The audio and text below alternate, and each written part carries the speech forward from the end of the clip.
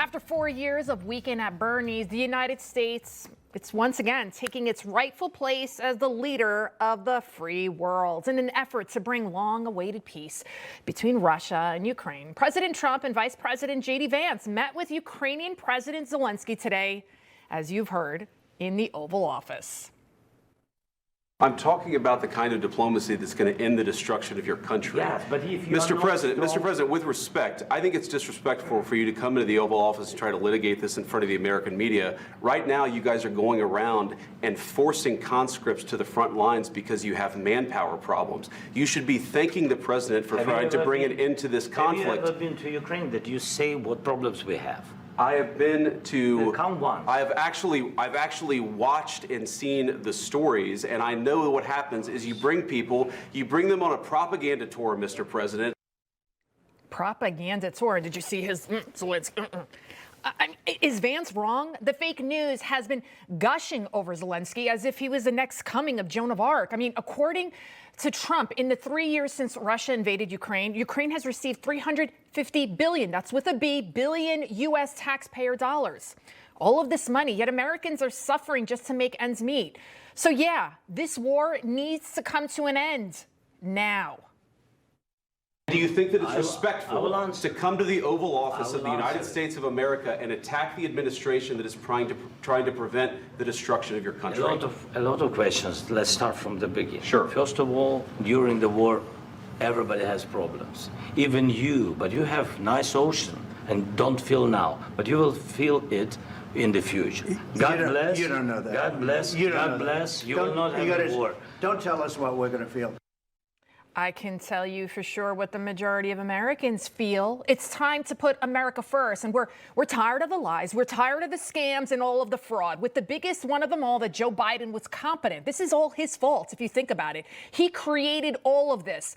Remember that pale corpse we saw every weekend decaying at the beach?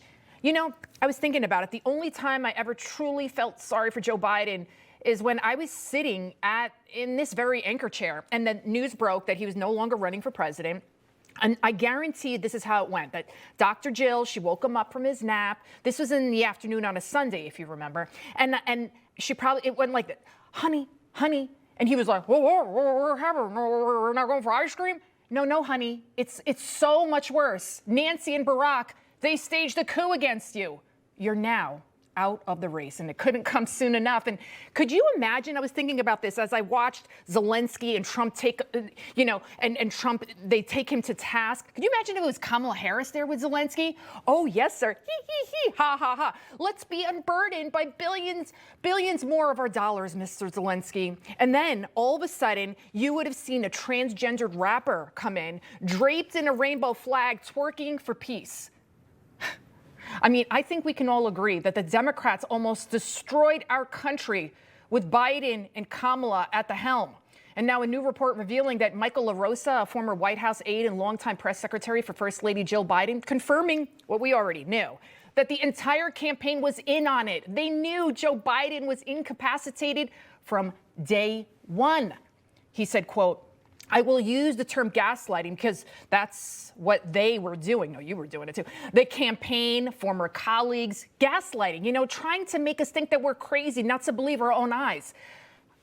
We need to arrest every single person involved in this cover-up for endangering our national security. This is why we're in this mess, from Dr. Jill to Kamala to everybody. When the president goes under anesthesia, the public has to be made aware. The VP takes over. But we're talking about 4 years of impairment. And they were going to run him again, if not for that presidential debate. I'm going to continue to move until we get the total ban on the total initiative relative to what we're going to do with more Border Patrol and more asylum officers. President Trump? I really don't know what he said at the end of that sentence. I don't think he knows what he said either. Look, we had the safest border in the history of our country. The border, all he had to do was leave it. All he had to do was leave it. Trump always calling it like it is, like the Ukraine war. This is a tragedy if you think about it, right? U.S. officials say there's been over 500,000 casualties in Ukraine alone. How many young lives have to be? It's unbelievable. Yet the Biden regime's answer to all of this, to everything, just send more money. Well, you know what?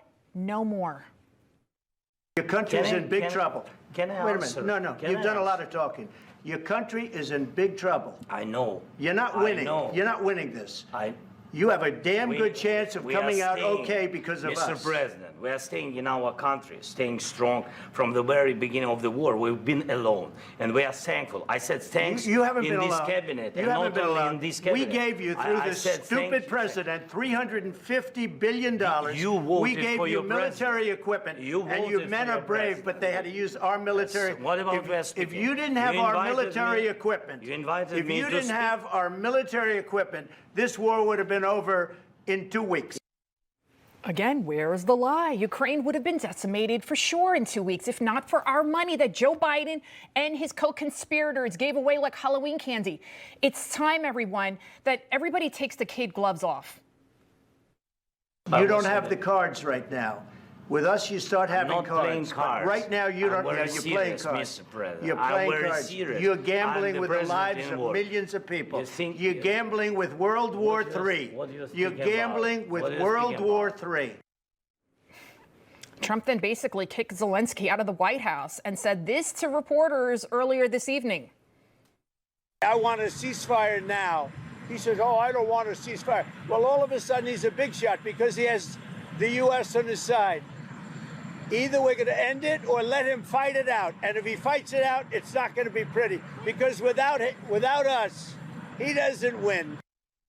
Reportedly, Trump felt disrespected, and this will now accelerate efforts to investigate fraud regarding our aid to Ukraine. And speaking of fraud, DOGE, aka the Department of Government Efficiency, saving Americans so far $65 billion federal dollars, and they've just gotten started.